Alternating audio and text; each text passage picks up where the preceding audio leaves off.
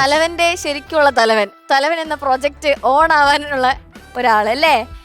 എങ്ങനെയായിരുന്നു ജിസേട്ടനായിട്ട്? ഇപ്പൊ തലവൻ എന്ന് പറഞ്ഞൊരു സിനിമ നമുക്കറിയാം, ബിജു ചേട്ടനും ആസിഫിക്കും കൂടെ കട്ടയ്ക്ക് നിന്ന് അഭിനയിച്ച ഒരു സിനിമയായിരുന്നു. ജിസേട്ടന്റെ ഈ ഫീൽ ഗുഡ് സിനിമകളിൽ നിന്ന് മാറി വേറെ ഒരു ജോണർ പിടിച്ചൊരു സിനിമയും കൂടെ ആയിരുന്നു, സൂപ്പർ ഹിറ്റ് ആയ ഒരു സിനിമ.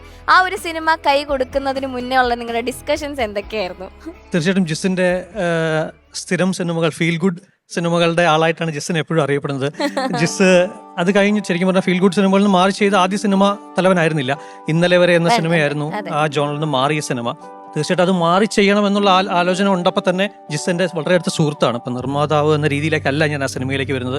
ഇപ്പോൾ ആസിയുടെയും ജിസിന്റെയൊക്കെ സുഹൃത്ത് എന്ന രീതിയിലേക്കാണ് ഞാൻ ആ സിനിമയിലേക്ക് വരുന്നത്. അപ്പം അത് ഭയങ്കര എക്സൈറ്റിംഗ് ആയിട്ടുള്ളൊരു വിഷയമായിരുന്നു. പിന്നെ ബീച്ചു ചേട്ടനും ആസി രണ്ടുപേരുടെയും സ്ക്രീൻ കോംബോ എപ്പോഴും ഭയങ്കരമായ ആളുകൾ ഇഷ്ടപ്പെടുന്ന കോംബോ ആണ്.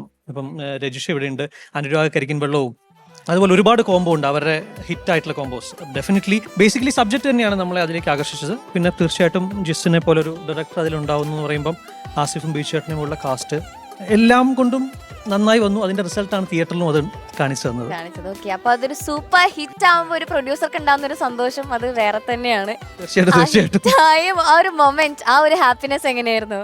അല്ല തീർച്ചയായും ഞാൻ പറഞ്ഞില്ലേ, നമ്മളതിൽ എടുക്കുന്ന എഫേർട്ടിന്റെ റിസൾട്ടാണ് അത്. നമ്മൾ എല്ലാത്തിലും ഒരുപോലെ എഫേർട്ട് എടുക്കുന്നുണ്ട്. ഇപ്പം നമ്മൾ പറഞ്ഞ പോലെ ചിലത് ശരിയാവും, ചിലത് ശരിയാവില്ല എന്നതുപോലെ തലവൻ അങ്ങനെ പ്രേക്ഷകർക്ക് വളരെയധികം ഏറ്റെടുത്തൊരു സിനിമയായിരുന്നു. അതിന്റെ ഒരു ഹാപ്പിനെസ് തീർച്ചയായിട്ടും ഇപ്പോഴും ഉണ്ട്.